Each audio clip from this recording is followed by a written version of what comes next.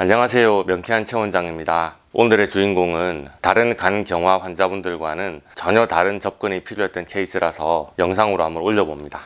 지방간 단계에서부터 대형 병원의 관리를 받고 계셨고 정기검진에서 간암 진단을 받으셨던 간 환자분입니다. 원래 진료받던 병원에서는 암이 발생한 위치가 애매해서 절제술을 권했던 모양입니다만 타병원으로 전원하고 나서 오히려 고주파 1회 치료만으로 초기 간암이 생각보다 너무 손쉽게 호전되었던 경험이 있으십니다. 병원 접수와 고주파 시술 그리고 회복 후 병원을 나서기까지 반나절이 걸리지 않았다고 하시더라고요.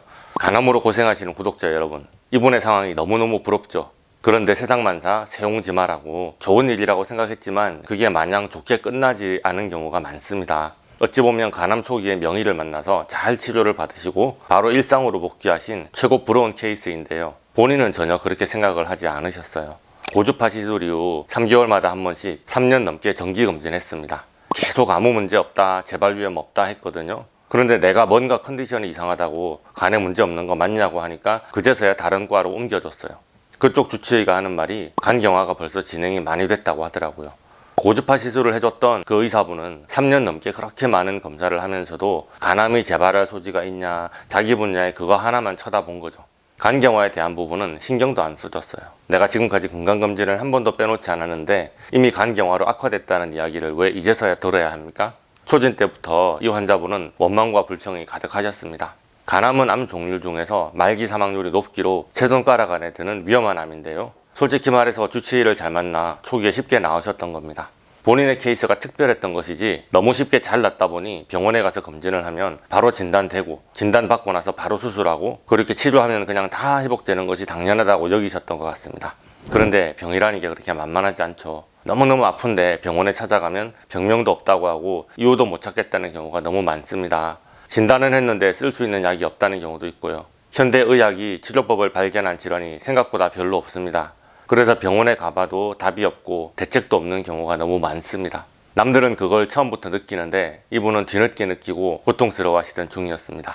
그런데 초기에 간암을 절제도 안 하고 잘 나으셨잖아요. 간암을 치료해 주신 주치의께서 생명의 연인이 맞기는 맞는데 오히려 그분께 원망과 불평과 섭섭함이 가득하셨습니다. 그런데 이 환자분이 이렇게 속상한 것이 당연하긴 합니다. 왜냐하면 그냥 간경화가 아니고 자가면역성 간경화로 진단을 받으셨거든요. 자가면역성 간경화는 자기의 면역 시스템이 간 조직을 공격해서 파괴되어 간세포가 섬유화되는 질환입니다. 증상이 심하지 않은 자가면역성 간경화는 오르사나 고덱스 같은 간기능 개선제만 가지고 관리를 하지만 만약에 간경화가 좀 더 진행돼서 간 수치가 높아져 떨어지지 않는 경우라면 면역 억제제와 스테로이드를 사용합니다. 그런데 면역을 억제한다고 하면 암세포를 죽이는 기능도 억제한다는 말이 되는 거죠. 딜레마입니다. 간경화가 악화되는 것을 막으려고 면역 억제제를 사용한다면 또 간암이 재발할 가능성이 높아지고 면역 억제제를 안 쓰면 자가면역성 간경화가 악화되는데 이 면역 억제제 말고는 사실상 쓸 약이 없다니 이게 말이 됩니까? 이게 그냥 손을 놓고 죽어라는 말 아니겠어요? 이분께서 명쾌한 한의원에 내원하셨을 때는 간암 재발에 대한 공포, 주치의에 대한 원망, 서러움, 섭섭함 그리고 미래에 대한 불안감까지 최악으로 마음을 뒤흔드는 상황이었습니다. 자, 현대의학에서는 답이 없습니다. 그런데 약과 수술이라는 현대의학의 패러다임에서 한번 탈출해 봅시다. 면역 억제제를 먹어야 되냐 말아야 되냐 그게 문제의 핵심이 아닙니다. 자기 면역계가 외부의 공격 물질에 대해서 자기 몸을 방어해야 하는데 자기 면역계가 자기 몸을 공격하고 있습니다. 그렇게 오류를 일으키고 있는 것이 문제입니다. 면역계를 억제하냐 마냐 그걸 고민할 게 아니고 면역계의 오작동을 고쳐주면 되는 겁니다. 정상적인 것에 대해서 불쾌한 과민 반응을 보이는 것을 예민하지 않게 정상화시키는 것이 바로 명쾌한 알러지 치료의 핵심입니다. 참 감사한 것은 이분이 명쾌한 최원장을 일찍 찾아오셨다는 사실입니다. 제가 진료하는 다른 간경화 환자분들과 비교하자면 이분의 증상은 그렇게 심각하진 않았습니다. 만약에 비대상성 간경화로 진행된 상태라면 제가 신경 쓸 게 너무 많아집니다. 복수나 황달, 식도 정맥류로 인한 출혈, 그 외에 간성혼수 등의 합병증 증상까지 다 신경을 써야 되니까요. 간신증후군이나 또 신장의 투석, 당뇨 등의 합병증, 또 간암으로의 악화 등 신경 써야 할 포인트가 정말 많습니다.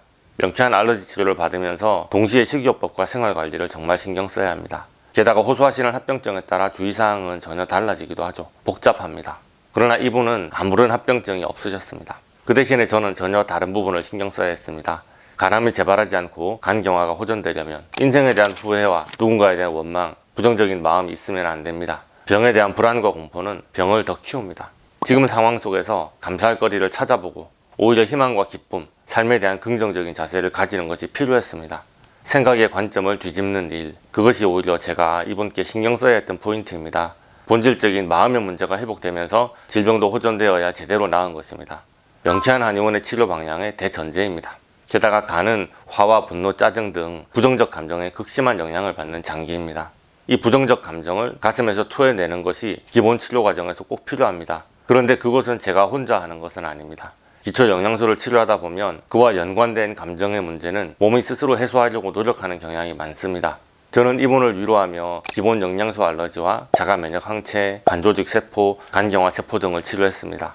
그 외에 암세포에 대한 치료 프로토콜도 추가했습니다. 암세포 치료 후에는 개인 암세포 바이아를 맞춤 제작하여 집에서도 자가 치료를 반복하실 수 있도록 해드렸고요. 이분이 가장 먼저 보인 변화는 컨디션의 변화였습니다. 간 수치도 정상으로 돌아오면서 울컥거리던 감정도 점차 좋아지셨습니다. 치료를 받기 전에는 항상 기분이 우울하고 신경이 예민했는데 치료를 받으면서 마음이 편해지고 안정이 되니까 우울한 생각도 감소가 되었다고 하였습니다. 비타민C, 비타민B 치료 후에 불안감도 해소되고 모든 것이 긍정적으로 변하고 있는 것 같다고 치료 후기에 그렇게 적으셨는데요. 이분은 합병증도 없었기 때문에 그 당시에는 제가 지금처럼 간경화 간암식이요법을 강하게 지시하지는 않았습니다. 그럼에도 불구하고 이분은 스스로 희망을 찾아가시더군요. 결국 이분은 알러지 치료를 열심히 하셨고 일상으로 복귀하실 수 있었습니다. 이분이 써주셨던 글 중에 생각나는 구절이 있습니다.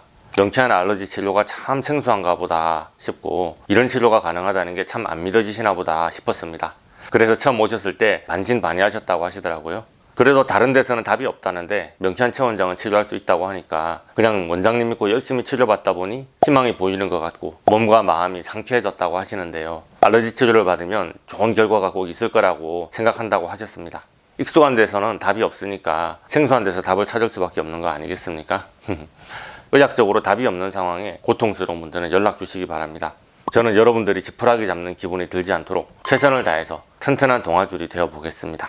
오늘의 영상이 도움이 되셨다면 좋아요, 구독, 알림 설정 부탁드리겠고요. 혹시 문의하실 것이 있으시면 댓글이나 네이버 톡톡으로 문의해 주시기 바랍니다. 감사합니다.